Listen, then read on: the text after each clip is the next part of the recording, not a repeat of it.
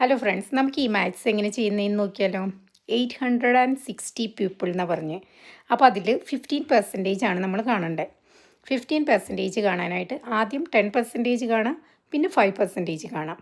10% കാണാനായിട്ട് 860 വരുന്നേറ്റ് ആ 0 എടുത്ത് കളഞ്ഞാൽ മതി. അപ്പോൾ 86 വരും.